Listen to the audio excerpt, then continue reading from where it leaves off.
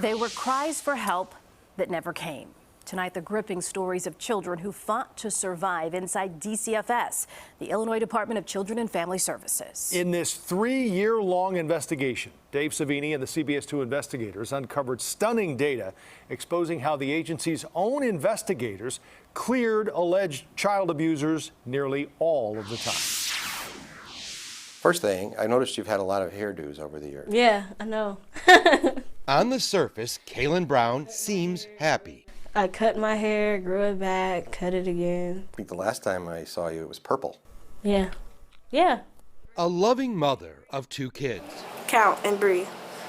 1, 2,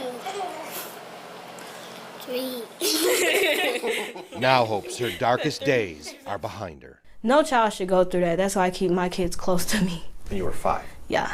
Sexually assaulted when she was just 5, the same age as Kayla Rose, her oldest daughter. It's not common for kids to catch an STD as young as I did, but that's the first time I caught my STD when I was 5. Kaylin remembers at least 17 different foster homes and facilities and years of physical, mental, and sexual abuse in a child welfare system that was supposed to protect her. All my life, nobody really wanted me. She was still in the system when we first met her 3 years ago. I was abused my whole entire life. This is a gathering of 14 now adults. I was in 30 within a year. 30 different homes. Yes. Sharing stories of horror as children. And how old were you when you went into the system? 3. 14 survivors no longer silenced by the fear of retribution and abuse. How young were you when you were first abused? Probably 12. I've been neglected. All of them placed in foster care in the custody of DCFS, the Illinois Department of Children and Family Services. I've been physically, sexually, mentally abused. The agency's failure leaving each their own painful path of recovery. I was physically and emotionally abused. I was like beaten. And when it comes to Kaylin, she's still trying to pull through the wreckage. And you're homeless now, living in a shelter. And how old again are you? I'm 19.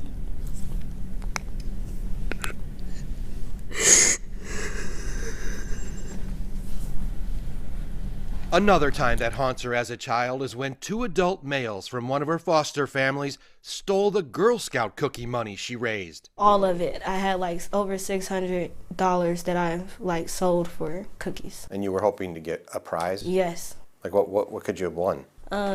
It was basically like this big bicycle at the time. After accusing the men, she says, to teach her a lesson, she was beaten and assaulted again. I would say I was raped at least 3 to 4 times. She says there were trips to the hospital, rape kits, and cries for help at school, but DCFS left her in abusive homes. How many of you suffered abuse in foster homes?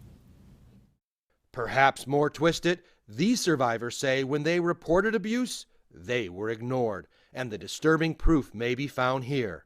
Inside this DCFS database, after a long battle, the CBS 2 investigators obtained 5 years of abuse records. Every child has an 8-digit ID number. Line by line, row after row, cries for help. And our meticulous analysis uncovers a deeply troubling pattern. When a DCFS child is allegedly abused 9 out of 10 times, it is unfounded. The department has a history of not believing the kids. James McIntyre says his allegations also were not believed. He still suffers from the trauma. I was sexually abused. I was neglected. I was starved. He now helps DCFS survivors and heads the Foster Care Alumni Association of Illinois, which includes these 14. Foster kids make the best victims.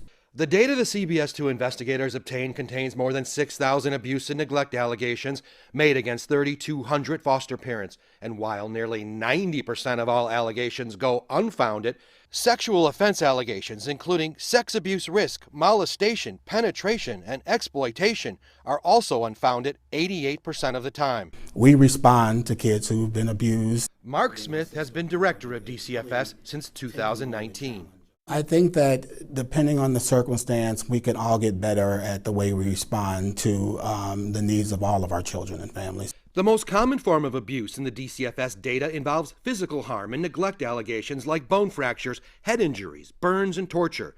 In a staggering number of these incidents, 91% unfounded by DCFS investigators. In this entire group, nobody's abuser was ever charged with a crime.